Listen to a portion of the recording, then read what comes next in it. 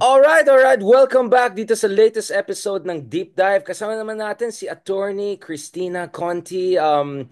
Marami kaming pinag-usapan kanina off the record. Sorry na lang sa inyo, including yung mga latest na Marites na dumadaan sa kanyang mga feeds. Kaya sabi ko, kamusta naman ang algorithm niya? Speaking of Marites, kanina may nakita kong billboard na si Senyora ay endorser. Do you know Senyora? Yung character na Yes. Maldita endorser na siya ngayon. Like, meron siya, like, isn't that like Senyora? And then literal nakalagay Senyora endorsed. Wow, talagang ano na NFT level lang natin. Imagine like your avatar can endorse products. Ganun bang level ngayon, Attorney Conti? Oh, apparently, parang simulated na ang lahat. Even, kumbaga, ako hindi ko pa nga nadikit. Si Senyora nagsimula siya sa picture talaga na nasa Marimar. Siya yung kontrabida dun eh, di ba? Yung nakagano. So nagulat na lang ako na itong senyora nag engage, and although sabihin na natin may tao behind it, hindi naman natin nakita.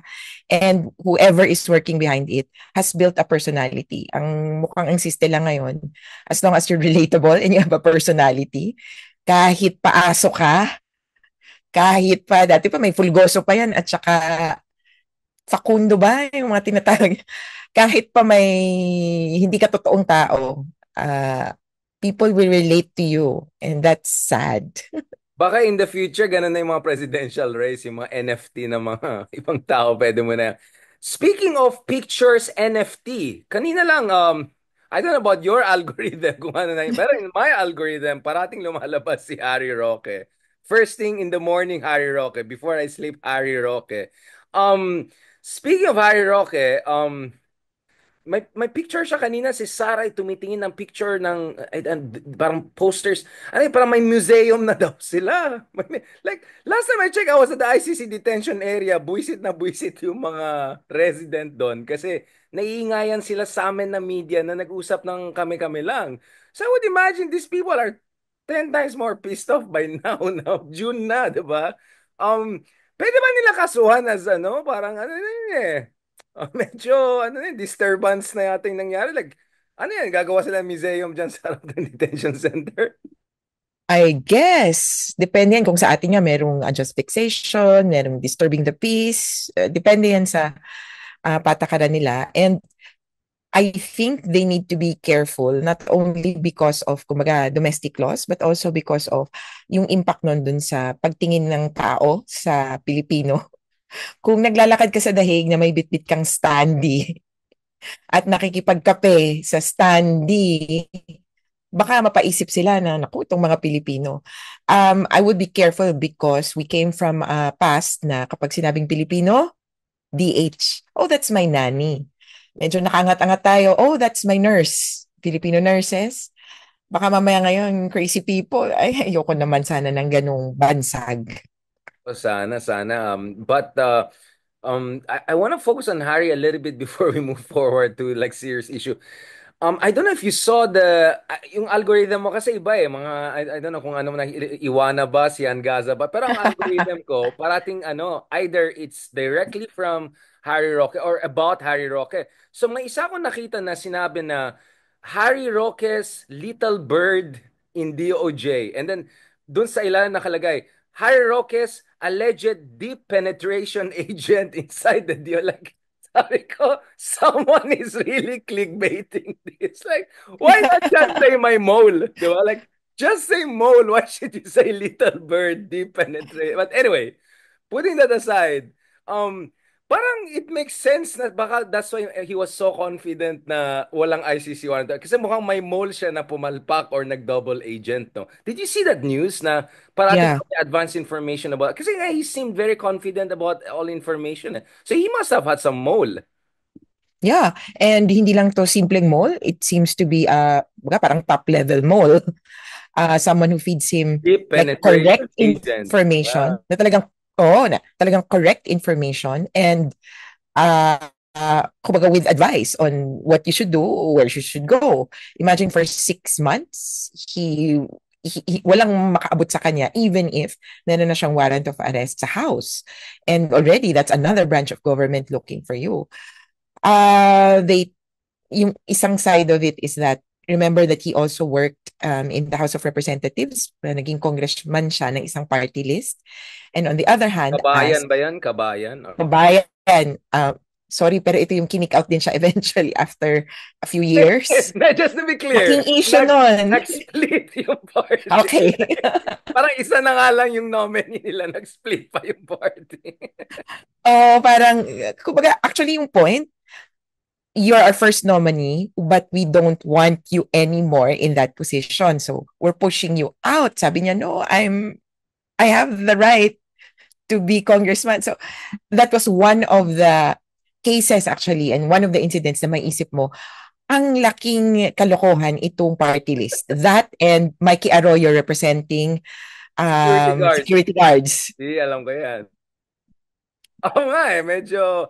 Well, since we're on this party list issue, before we go back to the ICC, kasi medyo grim topic yan, let's still keep it at the level of entertainment muna before we go grim and serious. Duterte Youth, ayan na.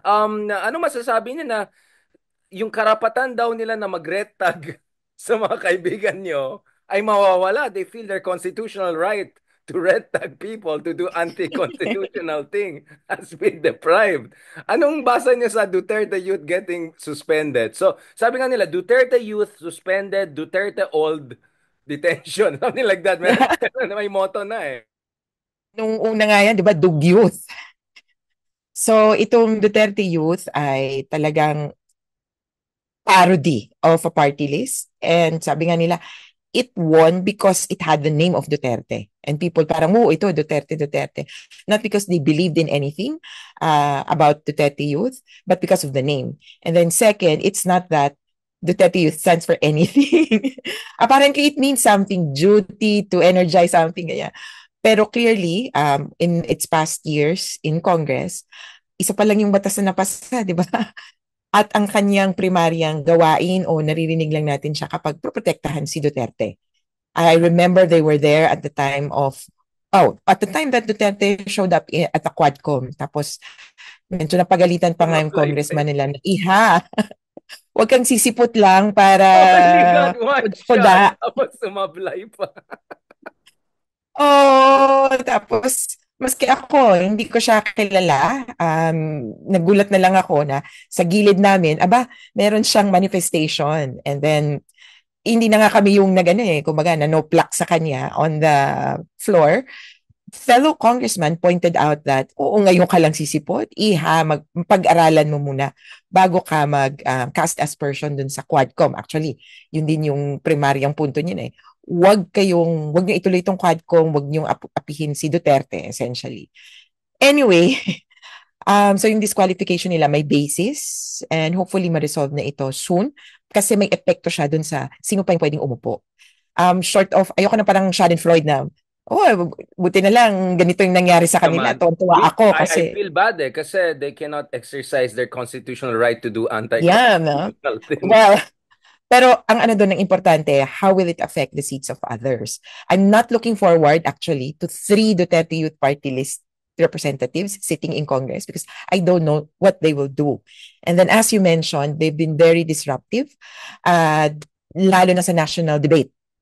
Yung red tagging nila, precisely, sila yung talagang malakas ang loob dyan kasi feeling nila nasa poder sila. At feeling nila represented nila yung youth. But clearly not, as pointed out by Kabataan Party List. Anong pinanindigan nyo na youth issue? Renaming of the NAIA. Si Cardema, is Cardema even youth actually? Even the youth yung bagong question of the season, why is the current first nominee taking the name of Cardema? So see, Duchelle May Drixie May Cardema posits herself as Cardema. Pero actually, kapatid siya ng asawa ni Cardema. And her last name should be Suarez. Kaya yung nagtatanong ng mga tao, so ang pangalan ng asawa ni Cardema ay Duchelle Marie Suarez Cardema. Siyempre, ang pangalan ng kapatid niya ay Drixie May Suarez. Cardema ang harap niya ngayon. Kaya parang, asawa ba to ni Cardema? O kapatid niya? O talagang Dodgy kung dodgy talaga yung ano na yan. Pero parang ang definition yata ng youth is World Economic Forum kasi hanggang 42 years old yata youth sa World Economic Forum. So, social ang Duterte youth natin, no?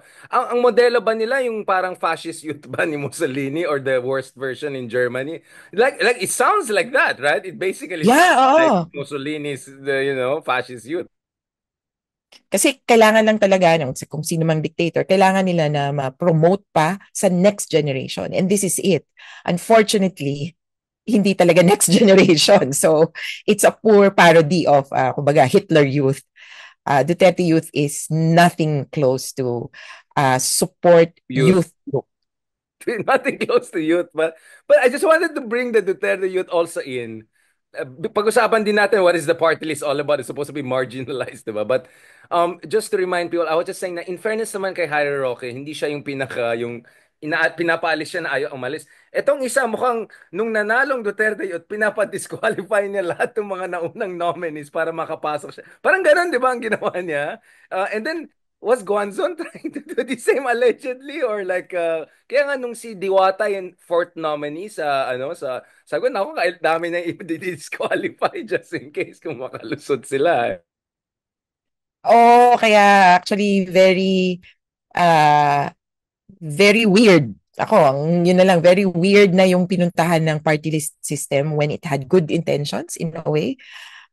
Sabi talaga, pang marginalized, but eventually after a few years, the law itself says na mag-open yan sa even yung political parties na hindi talaga makakakuha ng, kumaga quote-unquote, traditional seats, meaning yung district seats. So kung political party ka, okay lang na sumali pa rin sa party list.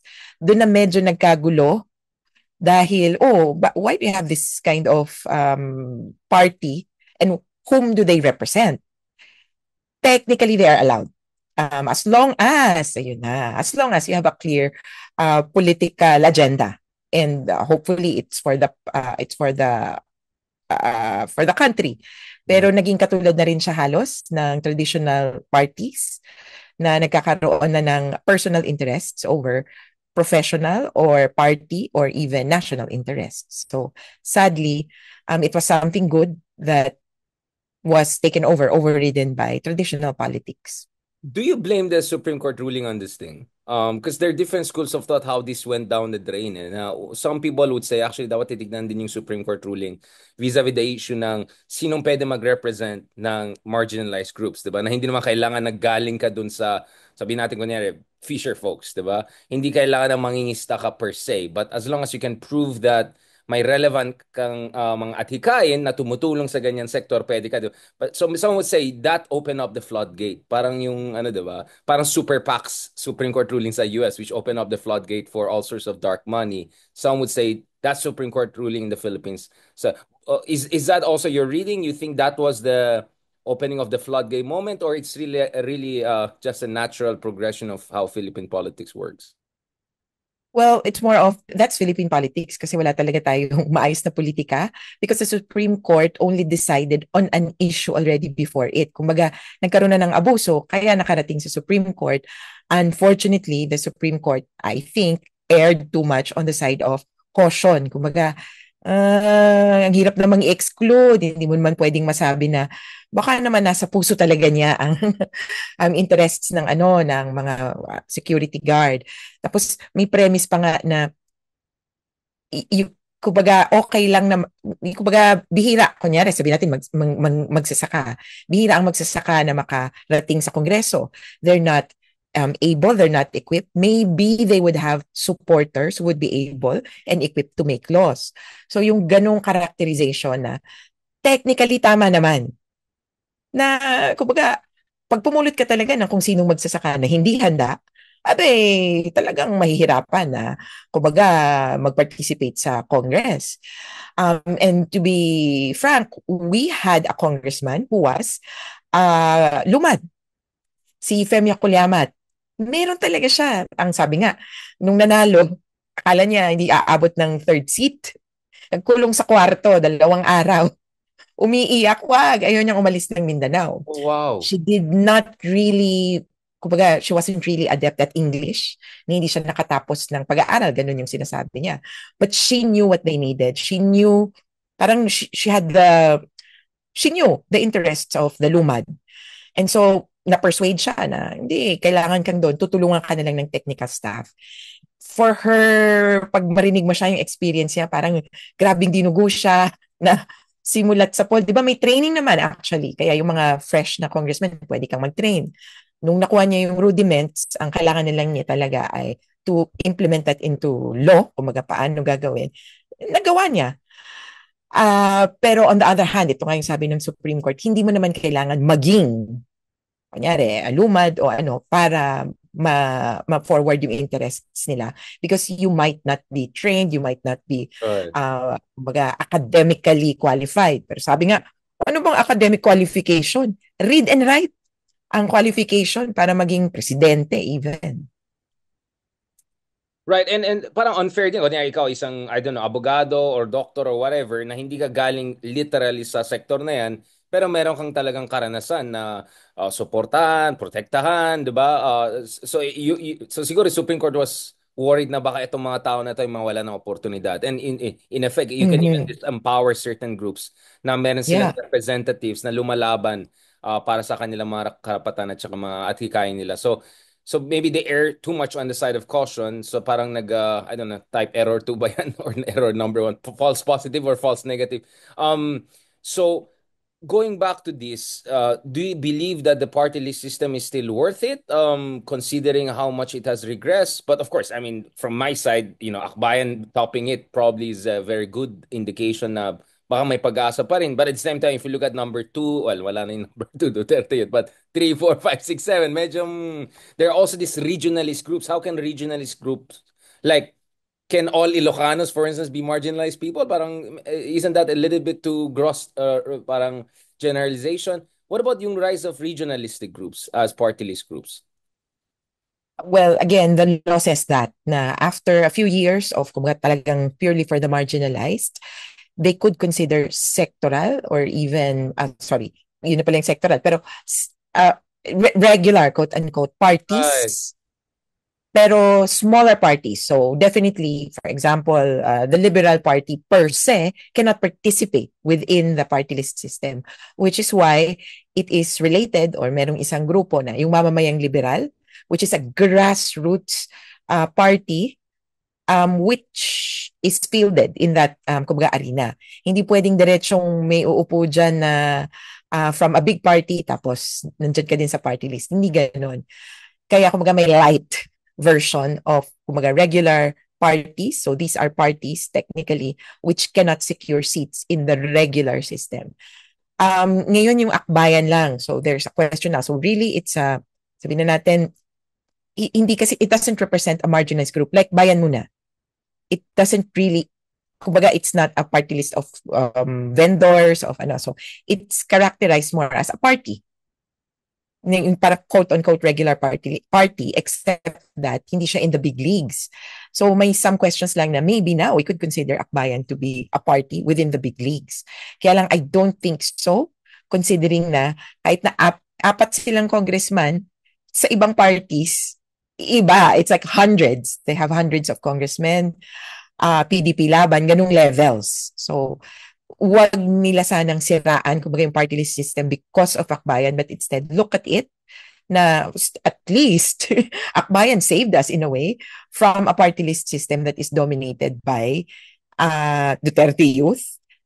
Sorry, can I name names? ACT-CIS, 4Ps, Tupad, etc.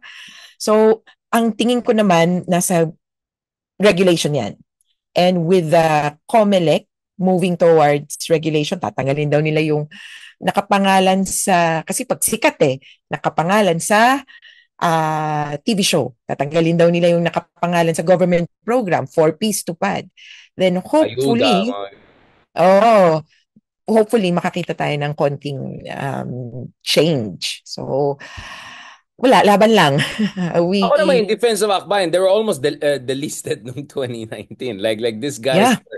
they were also in a very dangerous territory. So kumbaga parang almost a political miracle, and all the surveys were saying barely one seat lang, baka si Chel lang, or dahil sa children lang. Paano naman si Percy Sendanya? We had Congressman Sendanya on this show just the other day, and sabi ko, this is a person we thought na hindi makalusot, but I mean the point is like that's how honest I am.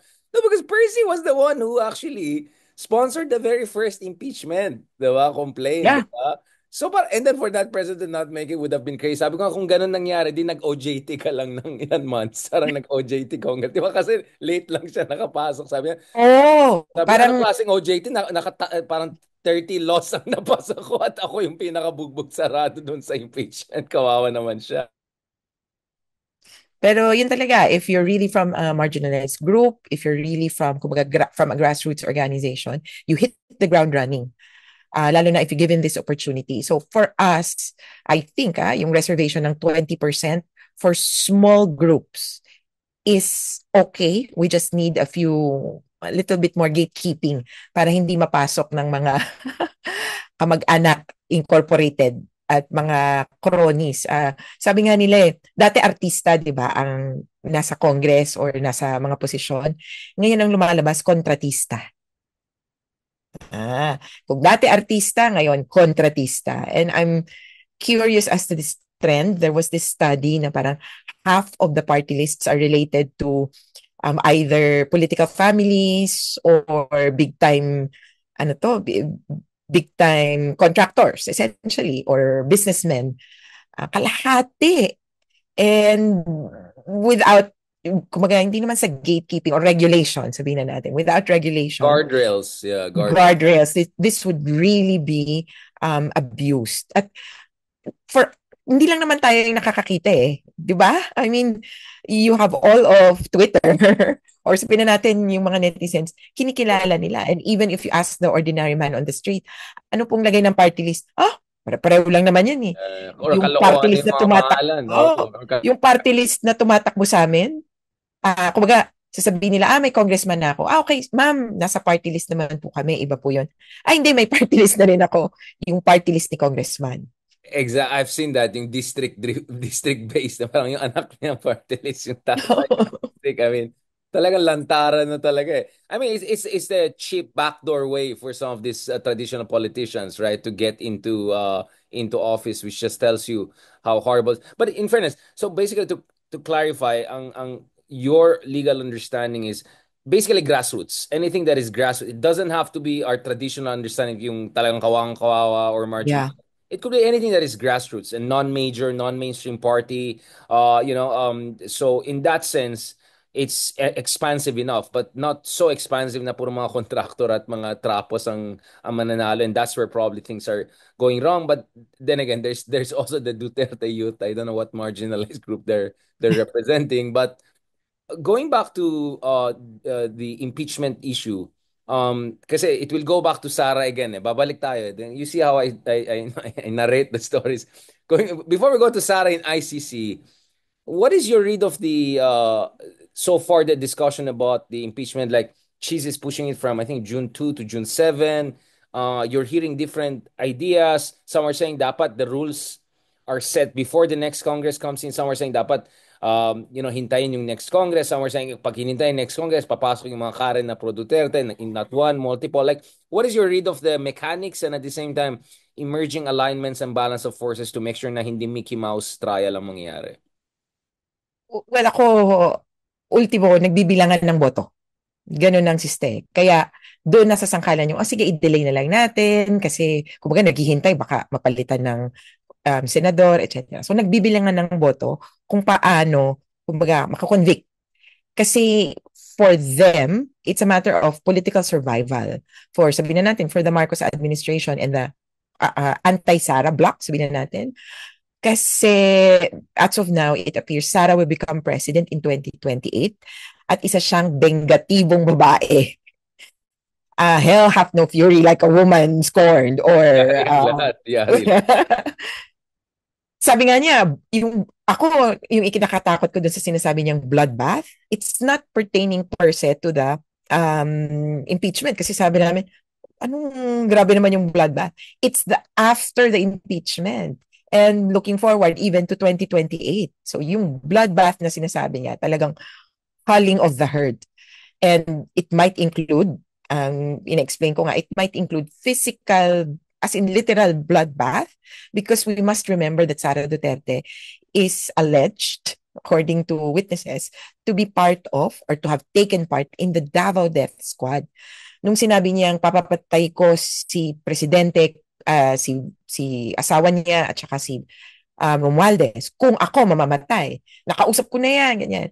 There's some truth to that at matatakot ka because she knows people who will do that. She knows people who will do that for free for her. Kung yung ibang tao, may kilala ka ba? 30,000, 300,000, di ba? Yun yung kwento naman sa Barayuga murder case. Meron ka bang kilala? 300,000? O, sige, bayaran yan. Itong si Sarah, she knows people. Kaya ingat-ingat tayo. So anyway, itong parang atras-abante sa impeachment, it's always with an eye on mananalo ba tayo? And with the dribbling that's happening and even the cue from the president na hindi naman talaga ako pro-impeachment, ayoko nga niyan eh. Mukhang mas pumapabor ngayon sa wag na lang ituloy kasi kumbaga, maraming masasangkalan dito. Kung hindi itutuloy, tingin naman namin, very personal interests na parang ganun lang, kayo lang, iniisip niyo yung survival niyo, paano yung taong bayan? At lagi ko nga ini-insist, yung impeachment, in whatever scenario, if you look at it, it's an opportunity for accountability. Bihira yan na makakakita ka na may impeach or may mapapanagot na mataas na opisyales. Remember that the vice president can only be removed or kumbaga quote-unquote punished but only by impeachment. At ito, kailangan mapakita natin na mali yung ginawa niya. Hindi yung okay na yung niya na siya, gano'n. Maano naman siya later on or hayaan na nating let the people decide in 2028. No! Ayoko ng gano'n. Dapat hindi natin Yun nga, payagan yung dinadaan sa popularity contest oo na, ng sikat accountability. naman. So, kaya Kawawa nga, I naman. made, kaya again, with all due respect to our good friends, kaya yung survey na most trusted and then interesting na kung sinong walang trabaho at kung sinong literally work from Hague mode, yung pa yung mas mataas pang approval, diba? Parang the farther you are from an actual job, I'm not saying like BBM deserves to get 100% approval, but it's just weird that BBM who has an actual job has way lower rating than people who either have no real job since, well, anong ginagawa ni Sarah last time I checked, and Digong na totally out of the picture. But yun nga, ang worry ko is na weaponize yung mga ganitong survey ng mga interested parties to basically say, napakasikat ng mga Duterte, wag din ang galawin. Or, like, imagine the fury of 60% of Filipinos if you go after, or 50%, yung ganon. Like, kaya nga, did you see that the moment na BBM said reconciliation, right? Of course, the theory is he's just being Machiavellian, ano lang yan, fig leaf lang yan, behind the scenes.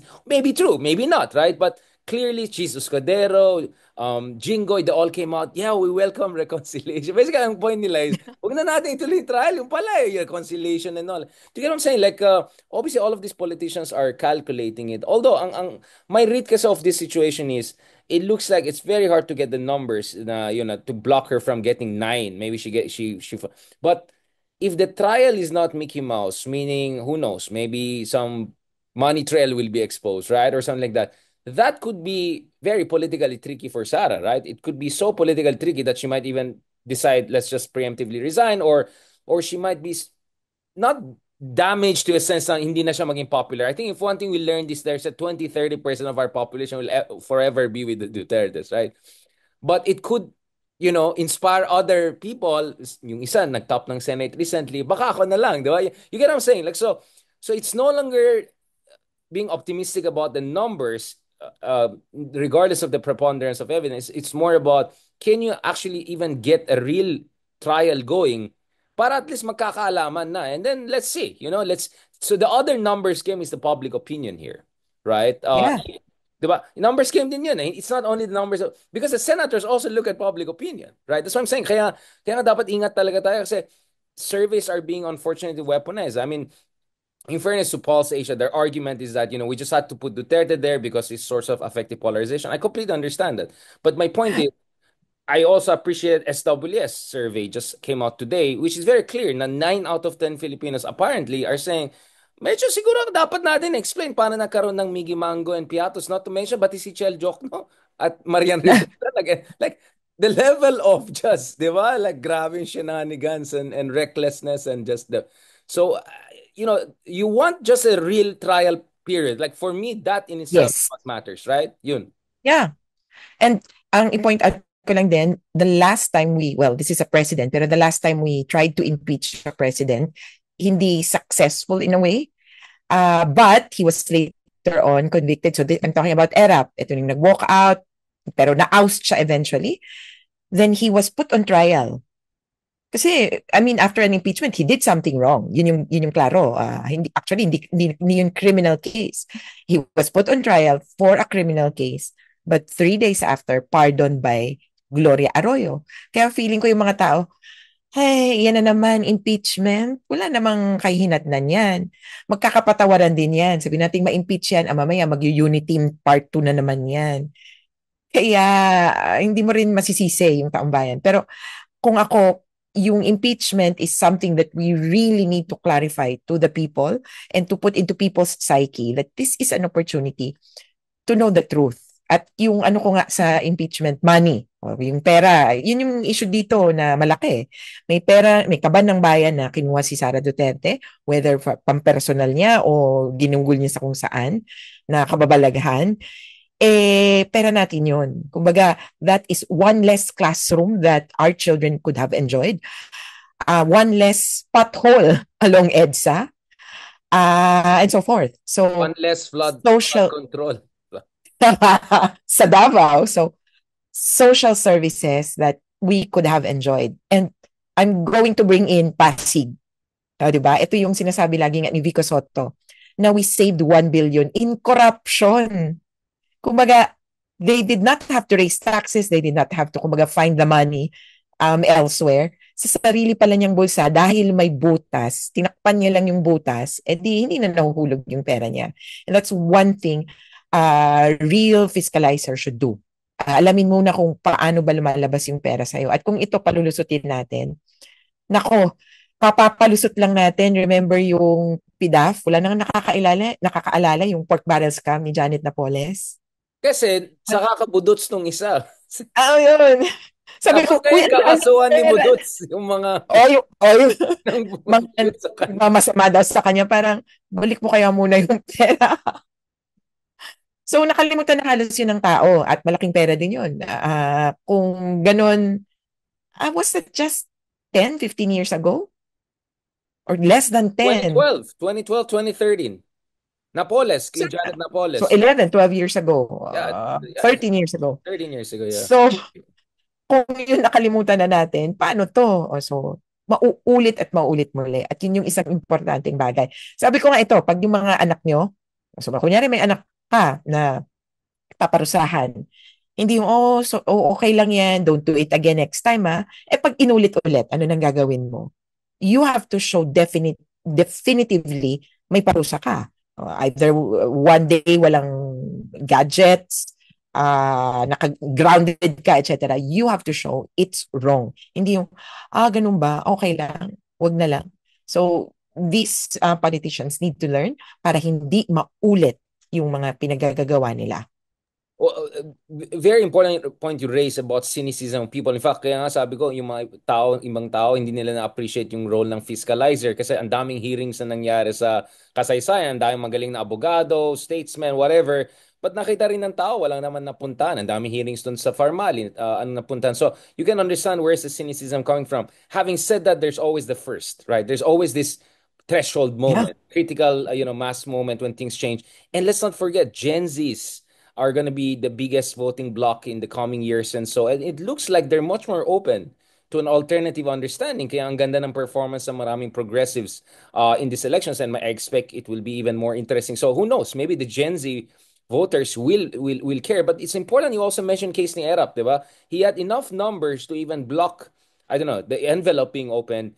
But he was so politically damaged that even Angelo Reyes and the military just withdrew support from him. Tapos na ang usapan, di ba? So, if people just focus on the legalistic part, which is really not legalistic, it's really just political numbers, they may forget that there's a bigger numbers game also, including, well, I mean, Erap had what, 90-80% approval rating. Next thing you know, he was just like what, single digits? I mean, I'm not saying, I mean, obviously, the example of Erap, the Duterte studied that very carefully. You could always see it. Like they always made sure there'll not be an EDSA tres or fourth or whatever against them. But nevertheless, I think with Gen Zs, with the youth, I have a lot of hope that if they see na their future is being robbed away from them, oh, that could have been our classroom. Yun sana ang scholarship ko sa ano. Visceral sa kanila yun eh. So I have a lot of confidence in our younger generation to really make the right choice if they see the preponderance of evidence here. Going back to this, I mean, let's just be honest, Attorney Conti, there's a credibility gap here, right? Because the presumed like the presumed, let's say, force behind this impeachment or whatever, come from a party that was also accused, right? Of, I remember when I posted kahapon about General Torre, like, or something like, no, BBM week daw. And then I put pictures of, ayun, nahuli si ganyan, ganyan, ganyan. And then, sinong susunod, di ba? Biglang may nag-post na kaibigan natin, si Caranza yata, picture ni Imelda Marcos, di ba? Like, well, Oh, I cannot argue against that. It's like, you know what I'm saying? So kaya nga mahalaga yung gagawin nila Riza Ontiveros, yung mga independent, yung mga tao na may kredibilidad sa Senado na alam natin walang bahid na duda sa kanilang integridad. They have to do the heavy lifting here. Kasi if they push on this issue, alam natin na they're doing it really for the national interest and the rule of law.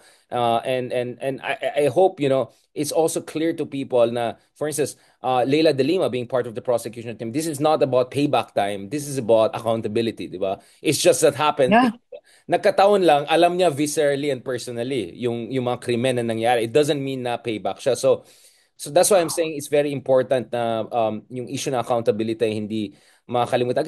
I don't know. Kaya for me, I think it's too early to say kung game over na yan. I think it matters uh, not only what surveys say, it matters also that you get some basic things together. But anyway, we'll go back to impeachment later on because it's very speculative at this point in time. I'm just saying sa mga tao, kapit lang. You never know. Things will get Mhm. so interesting. As much as we want to be realistic with Mark Oleta and Aimee and all coming. But going back to Sara Duterte, what do you think it means for her to go to the ICC and Hague right now? Is it her consolidating her position as the heir apparent of her dad, something like that? Because if you're Bongo who got 27 million votes and you were a special assistant of Duterte, you could also see yourself as a future presidential, right? I cannot blame the guy if he thinks. I mean, why not, diba? So going back to this, what is this Sara going to the ICC? And you think dapat sumama si Bato sa kanya next time? Because I think Bato felt emboldened enough. I don't know if he was joking or not to say na baka pupunta pa siya sa Hague to pay respects to Tatay Digong. What is your read of that? Well, una, ang tingin ko, in terms of legal, maraming palitan ngayon ng ebidensya. And there's actually some requirements of the defense to produce documents. And kumbaga, initial legal arguments, they need to indicate if they intend to avail of any of the grounds for exclusion of criminal liability, yung sa article. Ano yung, parang affirmative defenses mo. Iya, oo, nagpapatay ako, pero insane ako. Oh, ganon. So, I think si Kaufman really needs help in putting together the context. And I hope, ang problema ko kasi kay Kaufman lang, is becoming more suave as a DDS. So his comments He's about the real becoming Harry prosecutor Roque. being He's in, basically the new Harry Roque. yeah, A being PAM in edition. Malacanang, parang grabe, sabi ko, wow, that was quick. Kaya when we're talking about before, about the parang Israeli um, machine, propaganda machine, he might be learning from both sides. At talagang, wow, I can imagine him speaking at this level na pandering to the audience. In not only in September, no, pero leading up to it, kasi nga exchange of evidence. So, back to that, legally, may mga kailangan, kaya palagay ko, Sara Duterte is being called in to provide some information, more information about what happened. Remember that Kaufman was only drafted in last April, Was it April? Yeah, or March rather. Early or hindi ko na nga maalala. Late March, sabihin na natin. Yeah, And March, perhaps March. he's Yeah, new. yeah, March. March, yeah. So he's new to some of the allegations. He might have been reading about these things on paper. And he's being, kumbaga, overwhelmed, deluged with a lot of information from the prosecution. And so far from what we've seen, there's the fourth batch of, kumbaga, documents. In thematic yung disclosures pero fourth batch of materials already given to the defense. Feeling ko parang overwhelmed na siya. Oh my gosh, ang dami. Ano ito? And Sarah could really help him figure out. Pero on the point of Harry Roque and Bongo, actually, and even Bato de la Rosa, they would be the ones in a better position to do that. Kasi sila yung kadikit ng tatay niya at the time na presidente siya. Si Sara was mayor of Davao. So in terms of evidence, in terms of witnesses, I don't think Sara would be the best person at this point to provide that. And also considering na siya yung sinasabing prinsesa ng DDS. Heir apparent not only sa political position but also heir apparent dun sa DDS. So may ganung parang Wait, kumbaga, wait, wait. Parang I saw Bongo, what you did there. Are you trying to encourage Bato to go to The Hague to help Tatay yes. Digong and maybe help ICC, maybe help, maybe. Yeah, actually, in one of my other interviews nga, they asked me if there was another example of a sitting official that kumbaga swore, did his oath while in detention, etc. So there's no example on all fours na talagang nakaupo ako. But there was one in 2014. The sitting president of Kenya went to The Hague, but on a summons only, not a warrant of arrest. So hindi siya detained. Pumunta siya doon, sabi niya, oh, ano ba itong nangyayari dito? Sige, initial appearance. Uwi siya ng Kenya kasi hindi nga siya under arrest. Uwi siya ng Kenya, tapos sabi niya, can I be excused from further appearing in hearings? Kasi presidente ako eh. So pwede din to kay Duterte. Oh, yeah. Presidente ako, nagtatrabaho ako. So, inallow siya. Ang parang behind the scenes, nagkaroon ng patayan, walaan ng ebidensya at ng witnesses that the prosecutor had to withdraw the charges or to withdraw entirely from the case. Kasi wala siyang makuha ng ebidensya, nag-atrasan. Remember, this is the sitting president of Kenya at that time, kung saan iniimbestigahan yung kaso. Kaya that's a bad example or bad taste na parang, bad experience yan para sa ICC. So I doubt makakatulong para sa kanya. Pero for for Bato de la Rosa, it's positive.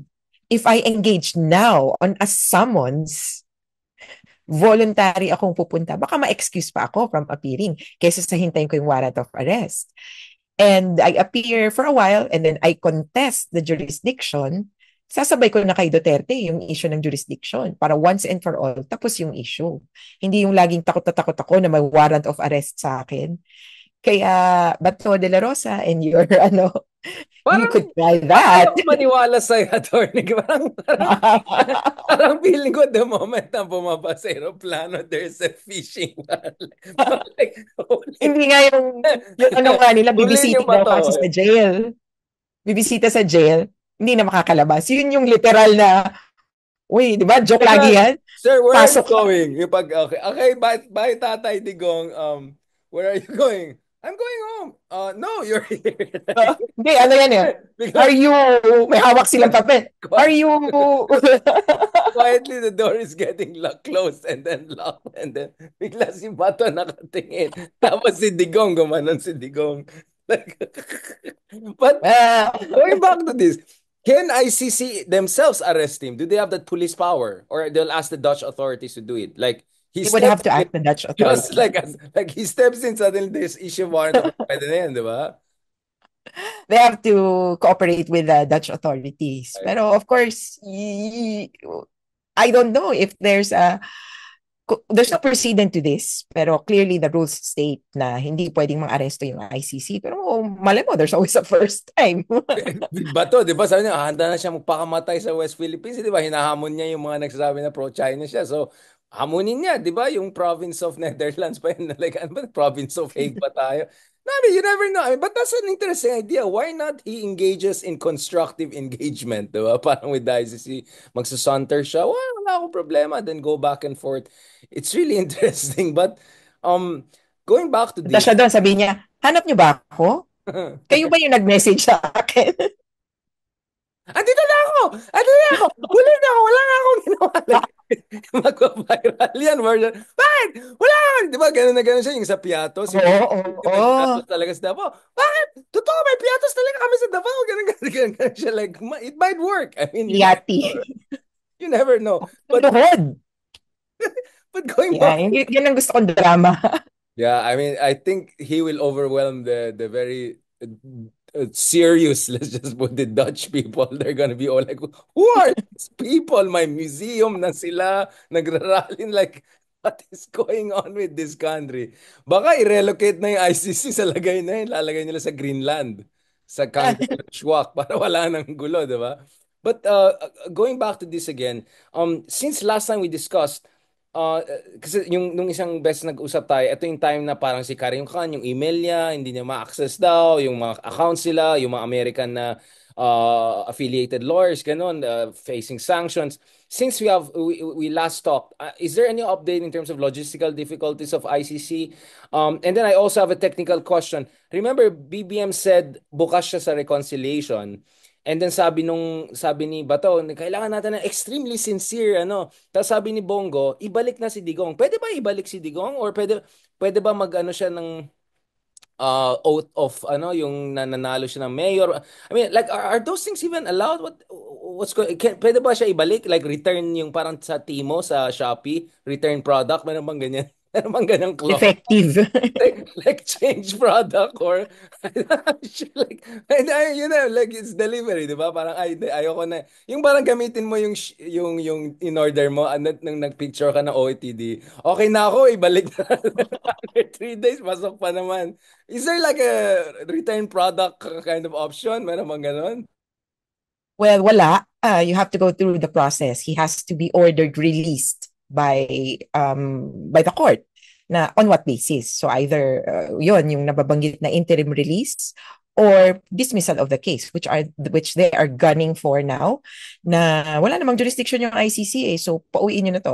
Yun yung parang um, ultimong objective nila, ma-release si Duterte permanently dahil walang jurisdiction yung ICC. It was established that na ganun. So, Well, we walang know that's shortcut. okay. We know that's a joke. That's not gonna fly. That Yeah. Yung kaya nakikita ko bakit nag-Harry Roque mode yung isang abogado kasi alam niya legal.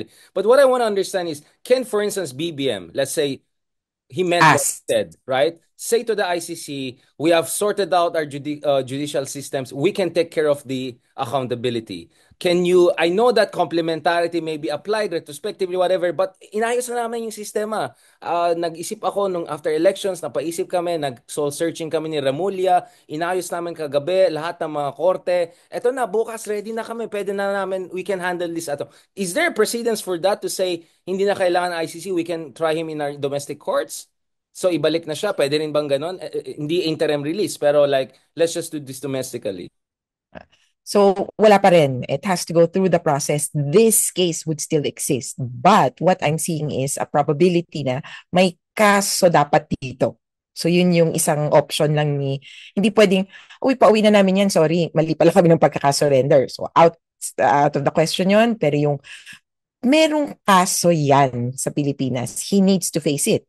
As what happened in I think, in another case na may domestic charges na na-file for some time, inuwi para kasuhan, para ma-process doon sa arraignment, etc. sa domestic. Pero eventually, kung sino man ang may kaso sa ICC, hindi yung tipong naareglo, tapos maa-arbor mo yung tao. Wala pong ganun Okay, doon. arbor yan sa kuya Arbor na ko. lang, action na lang to. O kaya exchange. Kunin namin si Duterte, sa inyo na si Bato. Okay ba Or yun? kunin namin si Harry Anyway. Roque. Kunin namin si Harry Roque. Oo, Siya pwede yung rin. collateral namin. So si balik niyo ulit. I don't know.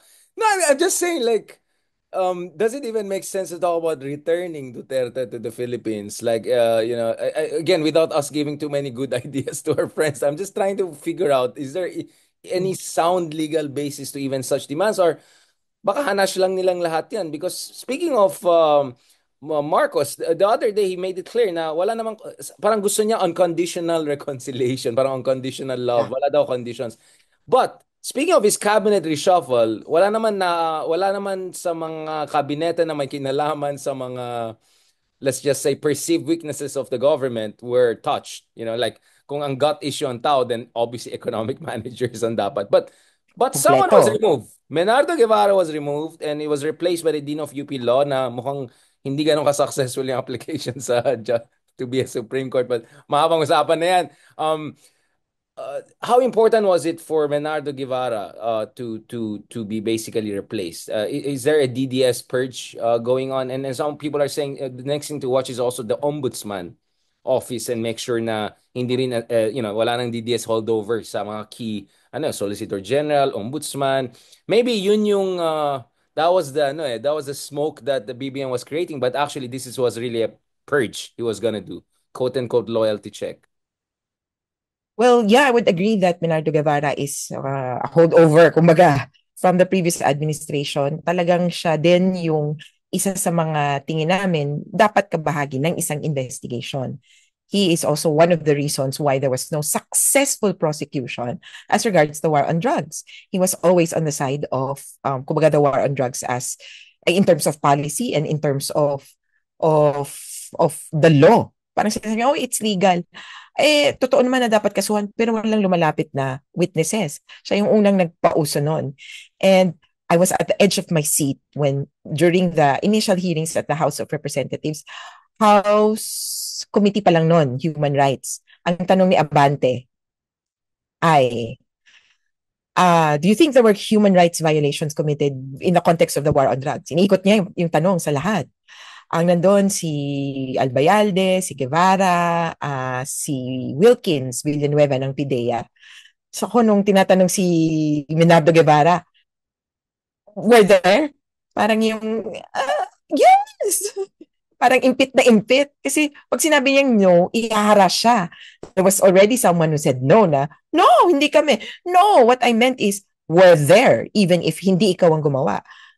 Syempre, mapapasabi ka ng yes, di ba? Because of the so many incidents. Siya parang impita, yes, there were human rights violations. Yun. Dapat For nag-Cynthia Menando Villar siya. Guevara, Dapat nag-Cynthia. mas, Bakit? Bakit? Kayo nga, di ba? Ganun style ni Cynthia Villar. Ibalik niya yung tanong, bakit? Kayo nga, ganun. Dapat ganun yung ginawa niya. Kayo nga, tahimik nga may kayo. research ba kayo? Baba ba tayo? Baba ba tayo? Lahat tayo, nandun tayo ng panahon. Hindi ka, wala naman tayo nagsalita. Di ba? Actually, I'm wondering bakit si Camille Villar always mentions her dad as an inspiration. Never mentions her mom who actually topped the Senate race. Sorry for the aside. Incumbent, di ba? There's always a Cynthia Villar way to deal with the problematic questioning or to get your way out. We're going towards the last part of this. Thank you so much again, attorney, for maganda naman energy natin.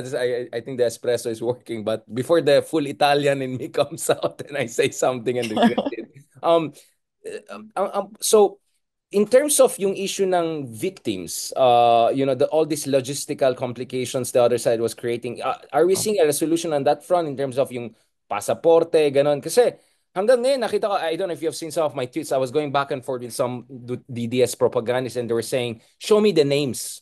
Basically, yung tanim biktima pa rin yung argument nila. And so parang, basically, they're very concerned with due process na parang unfair daw yung accusation kay Digong. So, since they discovered due process nung March, now they're very specific about it. Can we name names? Yung sinasabi natin 6,000, actually, PNP yung 6,000, 23,000 that's under investigation by 2018. Some would say 30,000. May pangalan ba sila? Is there a place where you can find the names of the victims of extrajudicial killings? Well, Five ba? O yung ganun. Well, una, sino ba dapat ang mag-maintain yan ng names? It has to be government kasi silang naman may alam, silang may access dun sa official records. How many people were killed in the war on drugs, etc. What I would have would be statistics, aggregates submitted to the Quadcom that 7,640 people were killed in police operations. Ang tawagan nila, mahilig tayo sa ano dyan, di ba? Acronyms, DIPO, DIPO, Dead in Police Operations. So parang okay. We also have different statistics for sino yung mga kumbaga in related operations or related sorry, investigations. Sino yung mga parang uh, murders, homicides, or deaths under investigation might not be related to the war on drugs. So you have all these numbers, pero sabi nga namin, nasaan yung mga papel behind it? In 2017 or 2018, I think, or even later, I've just forgot, they were asked by the Supreme Court. Matagal na nitong pinangahawakan itong mga killings ng war on drugs. And strangely, the number then was also 7,000. Remember that they nag-atras abante kasi yung numbers. Nung una, nung masyadong lumalaki, na-stress yung mga tao. Parang, 6,000 na yung namatay. I remember that, mga 2016, 2017, 6,000 na yung tao, or 4,000 na. Sabi ng government, ay, hep, sorry, masyadong malaki. Sinama kasi namin yung bilang na to. So they pulled back. Sabi nila, sorry, 2,000 lang pala. Pero it was too immense na at the end of the term, kahit na nabawasan na nila, kahit nag-redefine sila, they really had to admit to 7,000 killings in police operations. Anyway, in the Supreme Court case, ni-require silang mag-produce ng documents. They produced a decent amount, may nasubmit sila, pero some of these documents were trash. Hindi mabasa. Sa Davao, di ba? Sabi Patayan ng clearly hindi drug-related and so forth. So, yung sinubmit nila ay hindi magamit. Kaya for us, wala kang maasahan sa kanila. And so where do we get that? From public information. You have the media maintaining kill lists. You have the kill list of inquiry. You have ABS-CBN. You have paalam.org. Yung mga namamatay, which we kumbaga in the private sector have had to deal with and have had to assess para malaman kung sino talaga yung mga tao. But then again, hindi po kailangan makumpleto yung 30,000 para makonvict si Duterte. Kaya siguro ito yung ikatakot nila. Kahit isa lang napatay na in relation to the war on drugs, as long as you establish that there was widespread and systematic killings. Mhm. Pero if And that element nabagit ko nga, there was a case before, na ang na-prove lang nila na killings related or directly ordered by Akayesu was only 3 persons, 3 killings. Pero established that there were 2,000 people killed in that operation, in that, so nangyari dyan sa Rwanda. They only needed to prove that this many people died, and naging sufficient na yung police reports. Even the police admitted, this so many people died. so you establish a 2,000 pattern. in the Basta you incident. establish a It pattern. is a pattern. Yeah, as long as And may it's pattern, widespread. yeah, it's state-sponsored and systematic, right? As long as you establish a pattern, you And don't then, know the 6,000 bodies. As long as you show yes. few cases, parang ano yan, parang sa survey din yan, di ba? You don't have to census the whole country. You just get a representative sample. Di ba? Parang ganun din yan, di ba? Mhm. So, because people don't... Pero wag naman representative sample. Oh, sorry Kasi about may iba that. dyan na Yeah, I'm sorry. Yeah. 30,000 is representative sample. Kaya sabi ko, naku, but yeah, I'm in that sense, I'm just pero saying, like, hindi for people literally. to Kasi understand baka what mag-compute. pattern. Yeah. So, meron kang kukunin na portion. Pero dito sa kaso, so to prove a case, you need to prove it's widespread, you need to prove it's systematic. Yung widespread, you can talk about numbers, not about names. The names you would need to prove the incidents. And in this case, there were 3 people, parang siya daw ang nag-utos.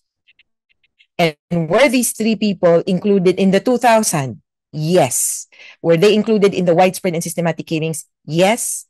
And therefore, he was convicted. Kaya may ganong nuance itong international law, because you don't need to prove that he killed all of them.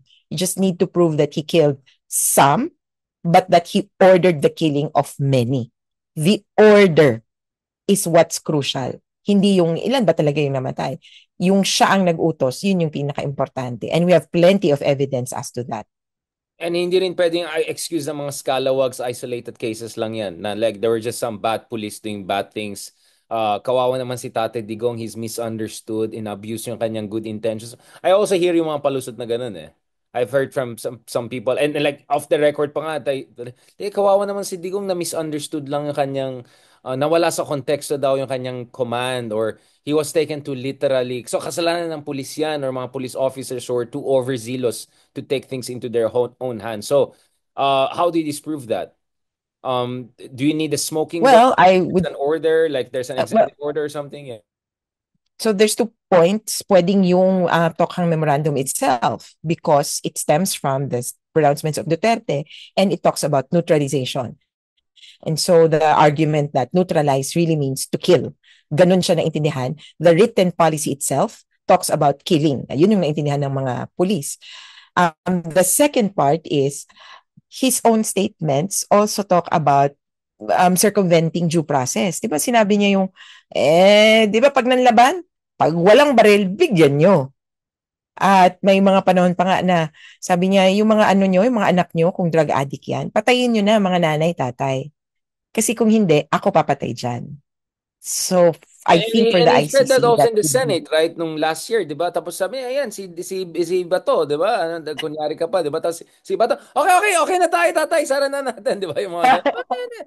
Like, grabe, it's talagang but incitement to hatred or incitement to violence is a form of mass atrocity, right? So what about yung propagandists who spread yung mga rage baiting, ubusin, patayin, gawa na, what about those vloggers or propagandists who were actively cheering on and creating the conditions, public opinion conditions, if not more, for the mass killing to happen? Can they also be held accountable at the level of ICC or maybe hindi?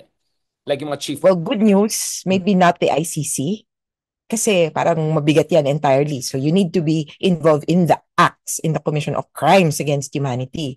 Although, bad news, in another case, there were people, there was a theory that it was their statements that preceded and in fact, kumbaga, instigated the war Parang crime. marching order Kaya, effect. Oh. so bad news. And then second, kung hindi man madala sa ICC because they only take in those who bear the greatest responsibility for the worst of crimes, dito sa Pilipinas. And that's what we're pushing the Marcos administration to do. Para ipakita niya na hindi naman pan Duterte lang eh. Lahatin niya. Conduct an investigation, a full-scale investigation, hindi lang Quadcom, about the war on drugs. And in fact, even with the Quadcom, they had recommendations to do these investigations, to file these cases. Wala na ba nangyayari?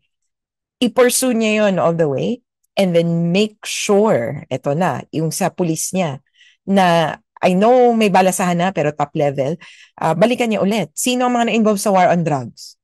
Ayoko na ng retraining. Lagi silang, dati panahon ni Duterte, retraining tayo dyan. Or, ano man sabi nila, magsa-study daw tungkol sa human rights. Hindi nagagana yan. Kailangan meron talagang malinis or paglilinis ng ranks mo. Sinong na-involve sa war on drugs? And kumbaga no holds barred. Kung na-involve ka, dapat may, I think, minimum, karampatang parusa. Ang isang pinupush pa nga is a truth commission. And nung isang araw parang iniisip ko what if they have a truth commission within the police ranks? Kung sila, I know parang may what you see, what you do, what you hear. Hindi, sa loob nila. Mag-ano sila, alam mo yung uso yan sa high school, di ba? Yung open session, open forum, na anong ginawa mo, anong inano nyo. Kasi kailangan they have to come clean. What did you do wrong?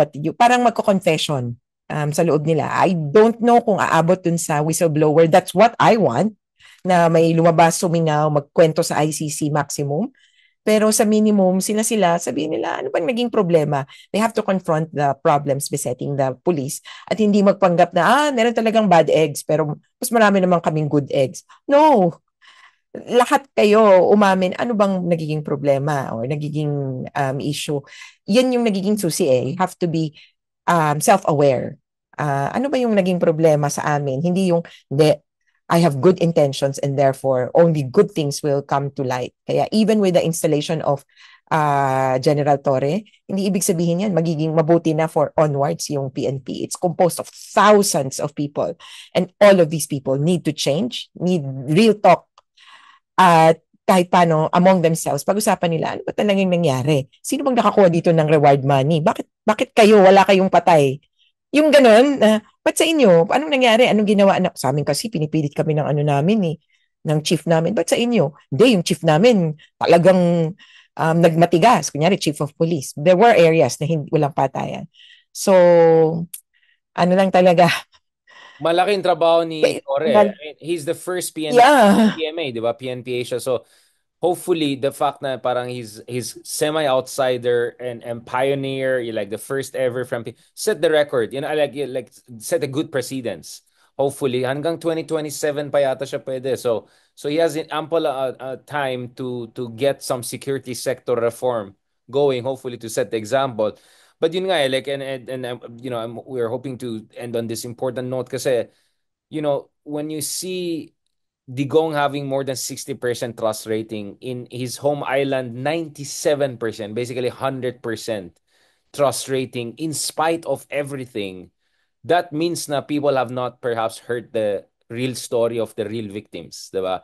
Yes, there's always going to be a cult-like following, but I don't think it will be that high if people are given the chance to really hear the story. Kasi yun pa rin. I think what happened with BBM is that, okay, na-arresto na, tapos na, soft landing na tayo, let's move on.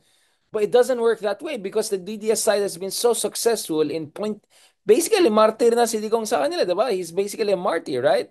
And that really helped everyone electorally. Kaya nga si Bato, almost number 2 eh. Konti lang agwat niya kay Bam, di ba? So, that means na kailangan ng heavy lifting ng admin because you guys in the grassroots, all of us outside the government, in our own little ways, you have tried to shed light on the real victims. But you need more effort, no? 97% in his home island, 60% trust rating in spite of everything. Kaya nag-joke ako, baka pwede nyo lagay si Tevez na rin at si Kiboloy para tignan natin trust rating nila. Di ba? Parang kompletuhin na natin yung list. Well, ako ang isang nakikita ko, mahilig tayo sa kulto, di ba?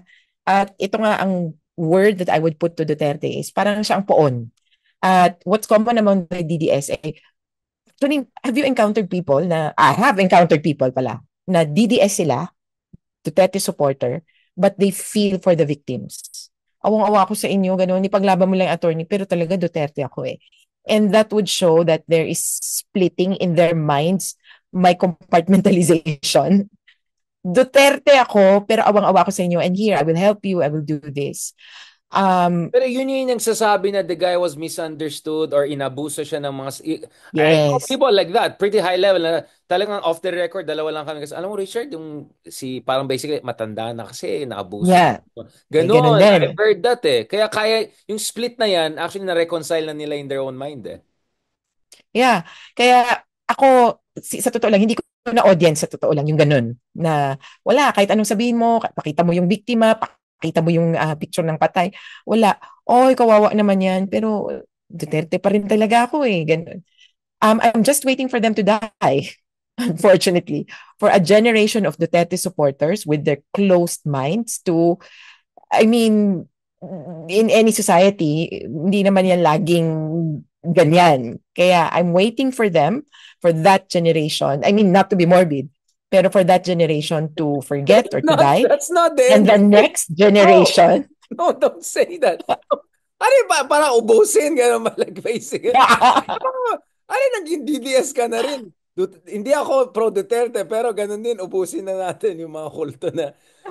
Basically, Hindi, you're ang saying hindi that, lang, but you know your yan audience. eh. But Attorney Chris, it's a spectrum, di ba? There's always gonna be that plurality or minority na talagang beyond the pale. Pero feeling ko majority in the middle, spectrum yan eh. Some need a bit more convincing, some need to see images, some need to be given some time to deal with their internal, dissonance, ganun. Ako, I believe in a spectrum talaga dyan eh. Na marami dyan sa mga soft supporters, sabihin natin, if you give them a chance, pwede. So, probably I'm less morbid than you in that. Or at least we should try. We should try. Kasi I Well, don't yeah, think we should you have try. tried enough. Well, I Not was you, talking about the I'm talking about in ultimate, general. You have tried more yeah, than... pero I was talking about the ultimate, kahit anong gawin mo, hindi mo Wala makukumbinsin. na, So if tanggap ko you yun. have that portion na, sorry attorney, ganyan-ganyan, pero Duterte talaga ako eh. Eh, i-confirm mo sila ng morals nyo. So, nakaawa kayo, pero si Duterte, ganito. Kasi ganito. One thing that's important, siguro, no, is for us, at yun yung naging clear in previous elections, that we had echo chambers and we were not penetrating, kumbaga, the other side. And so one thing that we've tried is really to go to places where these people are. And in November, I forgot, nakalimutan ko na yung mga months, pero recently I went to Davao and had a forum there about the war on drugs. And interestingly, interested sila. Oh, sorry, I had a forum about mas quadcom pa. And then yung war on drugs, how it was put there. Interestingly enough, talagang marami din pala ang gusto makinig. Ang problema lang, syempre, yung takot. Pag napangibabawan ka ng takot. Kaya ako, kung merong, kunyari, DDS supporter or Duterte supporter na parang feels for the families at least or thinks na medyo ang hiling ko lang sa kanila is to parang butasin yung bubble para makapasok yung information that's coming from the other side. Medyo membrane na Kasi, siya eh. Hindi na siya medyo membrane siya. Medyo hindi na yung bubble eh. Yeah. makapal na. Ah, subukan lang. Pero yon kaya yung butas mo na nga are people na bukas pa yung tenga kaysa sa yung sarado na. Wala hanggang dito lang talaga. Pero yung isang, sabi ko nga parako ko pero kailangang balik-balikan, TikTok. Yung TikTok talaga is one place where you have to be, but you just have to bear the consequences or kung ano man yung possible backlash. Ako, yung Facebook ko, ayoko na nga tingnan yung ibang chat kasi may mangkukulam na yata dun eh. De, pwede mo And so naman forth. oo nga pala, yeah. But yung comment section, you can lock it naman eh. Or you could put ganun. Minsan kung dinadagsan ka, I started doing that na nung, after that whole human development, sabi ko, okay na, I'm not gonna allow them na babastusin ako sa sarili kong page. I'm just gonna lock it. Tapos iyakan na sila pag sa messenger, bakit mo nilock? Duwag, duwag. Iyak kayo. Oh. Di na kayo kikita. No, ako, really just on this point, um, yung speaking of the membrane and also, alam mo, one thing I also realized is, imagine mo yung ibang kababayan natin, 10 taon na sila dun sa rabbit hole ng disinformation. So I know of people na hindi na Duterte supporter pero yung pag-intindi nila sa nangyari sa Pilipinas ay basically ganun pa rin. Yung parang, uy Richard, parang rinig ko, daming Mm, droga ulit doon. Sabi ko, wait lang. Where did you get that? Don't tell me social. So kumbaga, dahil sa tagal nila mag-follow kay Digong, even if nag-give up na sila kay Digong or bumaliktad sila, yung algorithm nila ay compromised na. So basically, they're still stuck in that information ecosystem. So even if hindi na sila pro Duterte, anti-BBM naman sila and anti-Dilaw. So basically, do you get what I'm saying? This is where you can see yeah. the evil of the algorithm also. Now, unfortunately, ang hirap na ilabas mga, or kunyari, they attend your forum or my forum, sympathetic sila, and then after 2 days, back to zero Iba kasi. na naman. Do you get what I'm saying? So it's not even some of them have even given up on Duterte but because nandun sila sa rabbit hole because of the algorithm. 10 years na rin kasi pinagtrabaho this whole disinformation machine is a decade-old machine, di ba? Kaya yun din ang challenge, structural na siya eh. Naging structural na siya. So kaya medyo mahirap talagang trabaho na to. Pero mabuhay ka, Attorney Christina, for really imparting your time. I hope hindi ka masawa sa amin. Alam ko madaldal din ako and there's so much I want to discuss, but I want people just to see the all the moving parts here. Kasi hindi lang ito hindi lang yung ICC case, hindi lang yung impeachment. Like all of these are Yeah. connected to each other because fundamentally this is about rule of law. Because if we treat our democracy like stock market, sinong sikat ngayon, sinong hindi sikat, di ba? Para ano yung Bitcoin ba to? Ano bang presyo ng Bitcoin? If we treat our democracy like that, we'll be a circus, we'll be a joke. But the rule of law is about accountability regardless who you're talking, even if the most popular or least popular, dapat wala kang pake. You have to look at evidence. You have to look at rule of law. And yes, we can do the Cynthia Villar, bakit? Kayo nga, ganyan, ganyan. But you have to start somewhere, right? You have to start somewhere. And maybe now finally we have that chance because if we don't get this through, yari lahat. But anyway, Attorney Christian Conde, is there a last thing? How can people keep abreast with your skincare? Sorry, with your with your latest updates and all of that dun sa mga interesadong tao. So I have a Facebook page, but also my group has a Facebook page. So NUPL, National Union of People's Lawyers. We have a website, kung uso pa ba yan, nupl.net. Personally, I also have Twitter, and actually I have TikTok.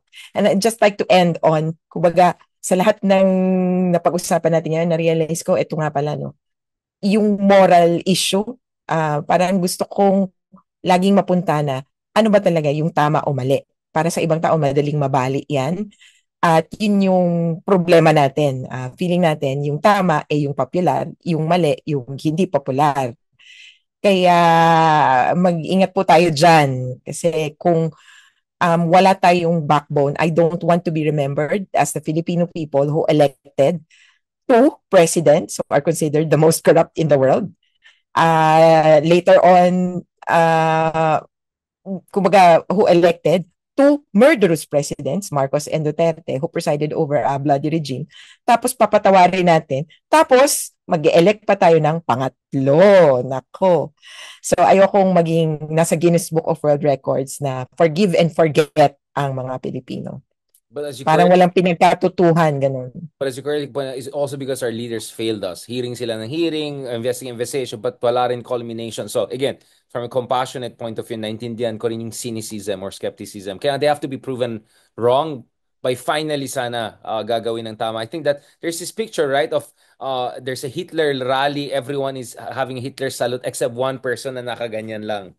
And you want to be that person one day, right? When people go back to 2010, sino yung nang ganon, di ba? Pero ako, mas gusto ko yung troll version. There, di ba, there's like this, ang daming tao nagsisigawan, and then there's one person saying, yes, all of you are wrong. Like yung love ko yun, yung nakatingin sa, yes, all of you Yes, are all wrong. of you. Nakaganon siya. And then there are all of those people na agitate sa kanya. Mas gusto ko yan, eh, para applicable sa atin, eh, because this is basically our story for the past decade. But on that note, self-care, skincare, kailangan tuloy-tuloy kasi the best revenge against haters is to stay fresh. This right, everyone. So, have a beauty sleep, Attorney Conti, and looking forward to talking to you soon. God bless. Thank you so All much. right, thank you. Ingat.